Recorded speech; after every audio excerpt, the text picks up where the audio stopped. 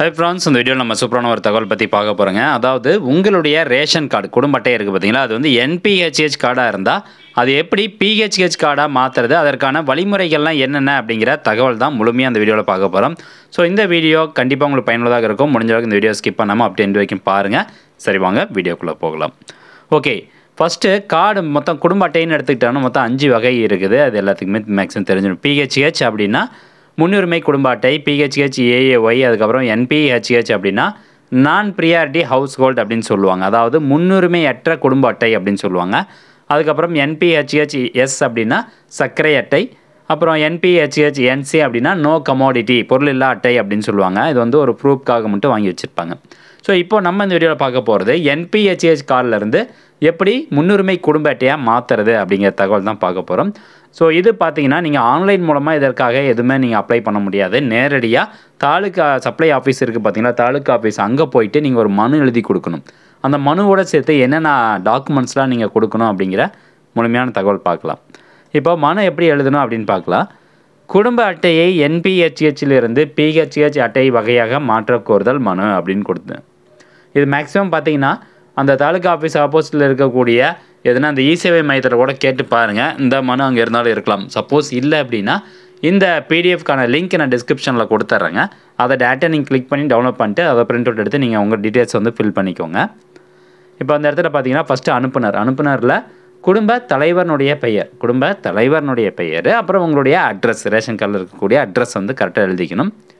பெறுநரில் திரு வட்டாட்சியர் அவர்கள் மற்றும் வட்ட வழங்கல் அலுவலர் அவர்கள். வட்ட வழங்கல் அலுவலர் அப்படின்னா இங்கிலீஷில் தாலுக் சப்ளை ஆஃபீஸர் அப்படின்னு சொல்லுவாங்க. டிஎஸ்ஓ ஆஃபீஸர், அதாவது இந்த ரேஷன் கடை சம்மந்தமான எல்லா விவரங்களும் ப்ளஸ் எல்லா அந்த கம்ப்ளைண்ட்ஸ் எல்லாமே வந்து இவருக்கு தான் போகும். டிஎஸ்ஓ அப்படின்னு சொல்லக்கூடிய வட்ட வழங்கல் அலுவலருக்கு தான் வந்து போகும். ஸோ அதனால தான் அவருடைய பெயர் இந்த இடத்துல எழுதிக்கிறோம். வட்டாட்சியர் அலுவலகம் பொது விநியோக திட்டம் அப்படின்னு போட்டு தாலுக்கானுடைய பெயர், எந்த வட்டமோ அந்த வட்டத்தினுடைய பெயர் இங்கே எழுதிக்கோங்க. அதுக்கப்புறம் மாவட்டத்தினுடைய பெயர் எழுதிக்கோங்க.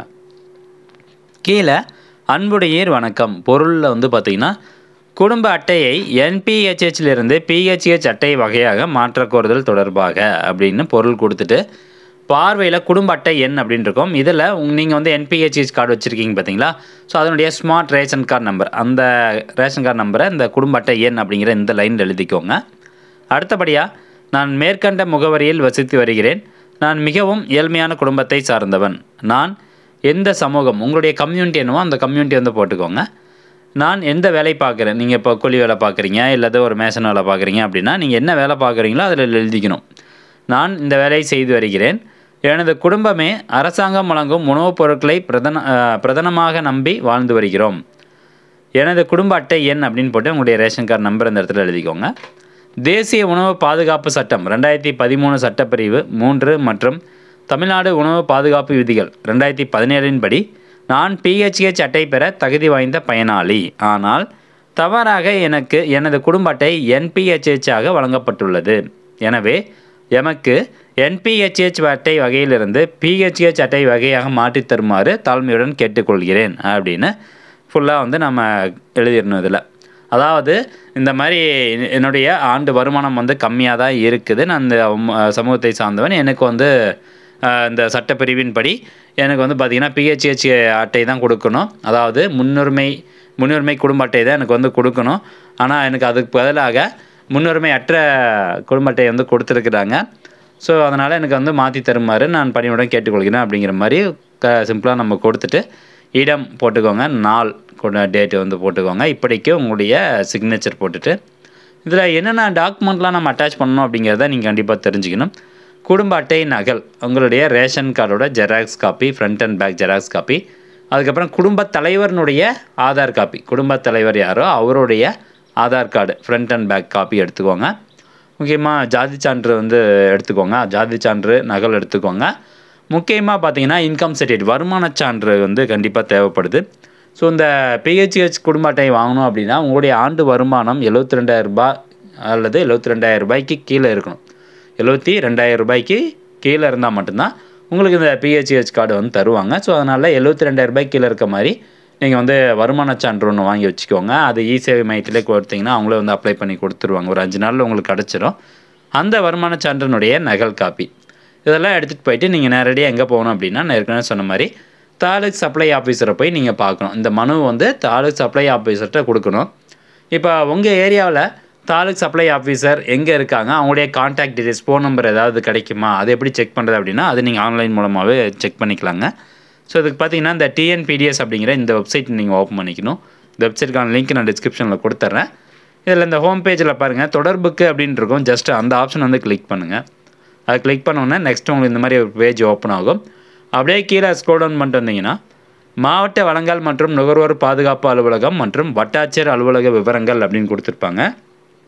இதில் ஒவ்வொரு மாவட்ட வாரியாக இருக்கக்கூடிய வட்டத்தில் இருக்க வட்ட வழங்கல் அலுவலகத்தினுடைய பெயர், அட்ரஸ்ஸு, அப்புறம் அவர்களுடைய கைபேசி எண், மொபைல் நம்பர் கொடுத்துருப்பாங்க, தன் இமெயில் ஐடி கொடுத்துருப்பாங்க. இப்போ உதாரணத்துக்கு வந்து நான் ஒரு மாவட்டம் எடுத்து பார்க்குறேன் பாருங்கள். இந்த இடத்துல பாருங்கள் திண்டுக்கல் மாவட்டம் அப்படின்னு எடுத்துக்கிட்டோம்னா திண்டுக்கல் கிழக்கு வட்டம், இதெல்லாமே வட்டம். ஓகேங்களா. அதுக்கப்புறம் அந்த தாலுக் சப்ளை ஆஃபீஸ் இருக்கக்கூடிய அட்ரஸ், லேண்ட்லைன் நம்பர் இருந்தால் லேண்ட்லைன் நம்பர் கொடுத்துருப்பாங்க. அப்படி இல்லைனா அந்த தாலுக் சப்ளை ஆஃபீஸினுடைய மொபைல் நம்பர் கொடுத்துருப்பாங்க. நீங்கள் இந்த நம்பருக்கு வந்து கான்டாக்ட் பண்ணலாம். அவங்களுடைய மெயில் ஐடி இருக்குது. ஸோ நீங்கள் நேரடியாக உங்களை கூட கான்டாக்ட் பண்ணிவிட்டு இந்த மாதிரியான டாக்குமெண்ட்ஸ் முன்கூட்டியே கேட்டுட்டு அதுக்கு தகுந்த மாதிரி நீங்கள் எடுத்துகிட்டு போகலாம். ஆனால் நம்ம வீடியோவில் சொன்ன இந்த டாக்குமெண்ட்ஸ் மட்டும் இருந்தால் போதும்.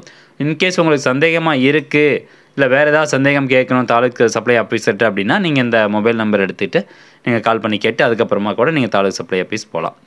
ஸோ தாலுக் சப்ளை ஆஃபீஸர் எங்கே இருப்பாங்க, ஒவ்வொரு தாலுக்காவில் இருக்கக்கூடிய தாலுக் ஆஃபீஸில் இருப்பாங்க.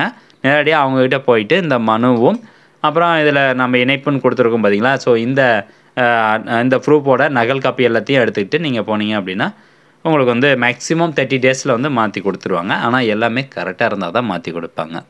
ஸோ ஃப்ரெண்ட்ஸ், இந்த தகவலை முடிஞ்சால் நிறைய பேருக்கு ஷேர் பண்ணி விடுங்க. மீண்டும் அடுத்த ஒரு நல்ல பதிவில் சந்திக்கலாம். நன்றி, வணக்கம்.